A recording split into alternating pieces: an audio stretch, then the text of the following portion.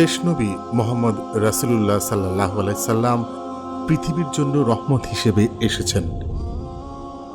আল্লাহ তাআলা কোরআনে বলেন, আমি তো আপনাকে বিশ্ববাসীর জন্য রহমত হিসেবে প্রেরণ করেছি। সূরা আল আম্বিয়া আয়াত 107।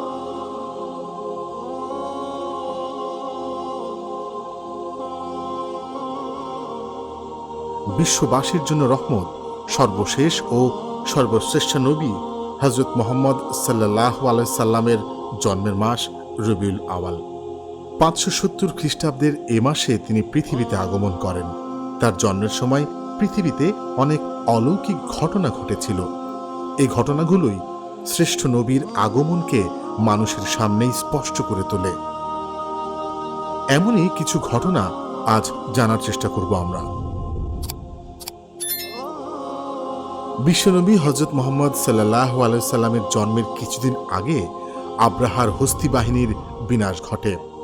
আসহাবে ফিল অর্থাৎ আব্রাহার হস্তি বাহিনী আল্লাহর ঘর কাবা শরীফের উপর আক্রমণ করেছিল। আল্লাহ তাআলা তাদেরকে আবাবিল নামক কিছু ক্ষুদ্র পাখির মাধ্যমে কঠিন শাস্তি দেন, মাটির সঙ্গে মিশিয়ে দেন। এই ঘটনাটি বিশ্বনবীর জন্মের বরকতের সূচনা ছিল বলে সিরাতের কিতাবগুলোতে উল্লেখ রয়েছে। হযরত উসমান ইবনে আবুল আস রাদিয়াল্লাহু আনহুর মা হযরত ফাতেমা বিনতে আব্দুল্লাহ রাদিয়াল্লাহু আনহু বলেন, রাসূল সাল্লাল্লাহু আলাইহি সাল্লামের জন্মের মুহূর্তে আমি মা আমিনার কাছে ছিলাম। আমি দেখলাম বিবি আমিনার ঘরটি আলোয় আলোকিত হয়ে গেল। আকাশের সব তারকা নিচের দিকে ঝুঁকে পড়ল। আমার মনে হতে লাগলো তারকাগুলো যেন আমার উপরে এসে পড়বে। ফাতাহুল বারী 6/726। তারকারাজির নিম্নমুখী হয়ে ঝুঁকে পড়ার দ্বারা এই ইঙ্গিত প্রদান করা হয়েছে যে অচিরেই পৃথিবী থেকে কুফর ও শিরকের অমানিসা দূর হবে। হেদায়েতের উজ্জ্বল আলোকে এ পৃথিবী আলোকিত হয়ে উঠবে। পবিত্র কোরআনে এই বিষয়টির সুস্পষ্ট আলোচনা রয়েছে। আল্লাহ বলেন, নিশ্চয়ই তোমাদের কাছে আল্লাহ তাআলার পক্ষ থেকে এসেছে আলো ও সুস্পষ্ট কিতাব।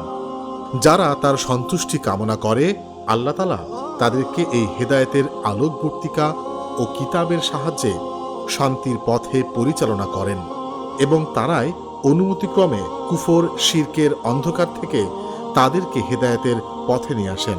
সূরা মায়েদা আয়াত 15-16। হযরত ইরবাজ ইবনে সারিয়া রাদিয়াল্লাহু আনহু থেকে বর্ণিত, তিনি বলেন, রাসূল সাল্লাল্লাহু আলাইহি সাল্লামের সম্মানিত মা রাসূল সাল্লাল্লাহু আলাইহি সাল্লামের শুভ জন্মক্ষণে এক নূর দেখেন, যার মাধ্যমে সিরিয়া এলাকার প্রাসাদগুলো উজ্জ্বলভাবে দৃশ্যমান হয়ে ওঠে। মাজমাউ জাওয়ায়েদ 8/222। মহানবীর জন্মক্ষণে একদিকে পৃথিবীর মূর্তিশালায় নবুয়তের সূর্যোদয়, অপরদিকে পারস্য সম্রাট কিসরার প্রাসাদে ভূমিকম্পের সৃষ্টি হয়। এই ভূমিকম্পের দরুন রাজপ্রাসাদের 14টি গম্বুজ ভেঙে গুঁড়িয়ে যায়। পারস্যের এক অগ্নিকুণ্ড, যা 1000 বছর ব্যাপী বিরতিহীনভাবে জ্বলছিল, তা সেই শুভ মুহূর্তে হঠাৎ নিভে যায়। সাওয়াহ নামক এক নদীতে যথারীতি পানি প্রবাহিত হচ্ছিল। নবীর আগমন মুহূর্তে হঠাৎ তার অথই জলরাশি শুকিয়ে যায়। সিরাতে মুস্তাফা 1/69। প্রকৃতপক্ষে এগুলো ছিল অগ্নি পূজা সহ সব ভ্রান্তির অবসানের ইঙ্গিত। সহিহ হাদিসে বর্ণিত, জন্মের সময় বিশ্বনবীর মায়ের পেট থেকে এমন এক নূরের বিচ্ছুরণ ঘটেছিল, যার আলোকে পূর্ব থেকে পশ্চিম দিগন্ত পর্যন্ত সবকিছু আলোকিত হয়ে গিয়েছিল। কোনো কোনো বর্ণনায় পাওয়া যায়, বিশ্বনবী সাল্লাল্লাহু আলাইহি সাল্লাম যখন ভূমিতে আবির্ভূত হলেন তখন উভয় হাতের উপর ভর দিয়েছিলেন। অতঃপর এক মুষ্টি মাটি নিয়ে তিনি আকাশের দিকে দৃষ্টিপাত করলেন। মাওয়াহিবে লাদুনিয়া।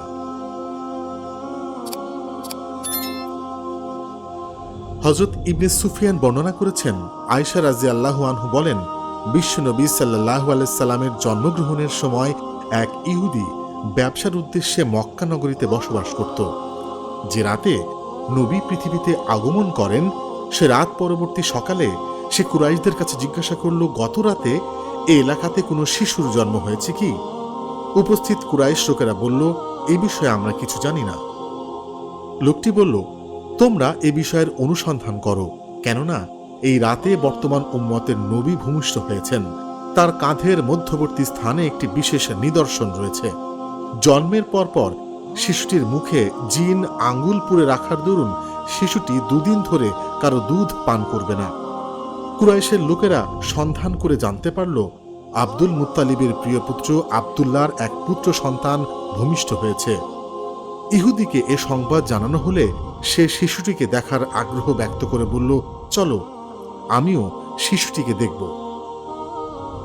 ইহুদি লোকটি যখন শিশুটিকে দেখল, তার 2 কাঁধের মাঝে মোহরে নবুয়তের নিদর্শনও দেখতে পেল। তখন সে চিৎকার দিয়ে বেহুশ হয়ে গেল।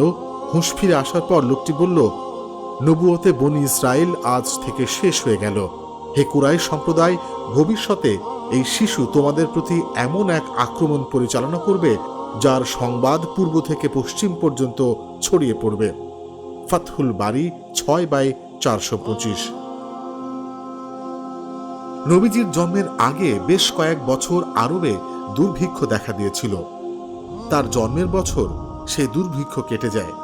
যেহেতু একই বছরে কুরাইশরা আব্রাহার বিরুদ্ধে জয়লাভ করেছিল এবং দুর্ভিক্ষ থেকে পরিত্রাণ পেয়েছিল, তাই বছরটিকে আরবরা সানাতুল ফাত ওয়াল ইবতিজাহ বা বিজয় ও আনন্দের বছর নাম দিয়েছিল।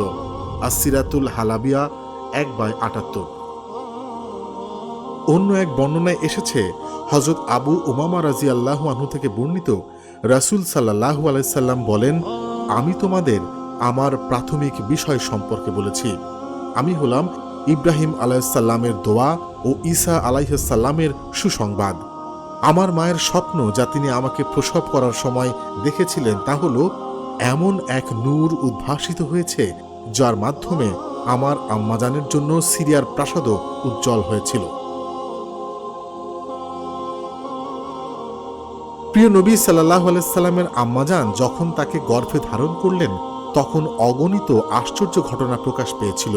এমনকি 9 মাস পূর্ণ গর্ভকালীন তিনি কোনো কষ্ট অনুভব করেননি। মাতৃগর্ভে থাকাকালে মা আমিনা অনেক শুভ স্বপ্ন দেখেন। স্বপ্নযোগে তাকে নবী পাক সাল্লাল্লাহু আলাইহি সাল্লামের পবিত্র নাম মুবারক বলে দেওয়া হয়। এমনকি এও বলা হয় যে, হে আমিনা, তোমার গর্ভে আমানত আছেন 2 জাহানের সর্দার ও সৃষ্টির শ্রেষ্ঠ ব্যক্তিত্ব হযরত মুহাম্মদ সাল্লাল্লাহু আলাইহি ওয়াসাল্লাম।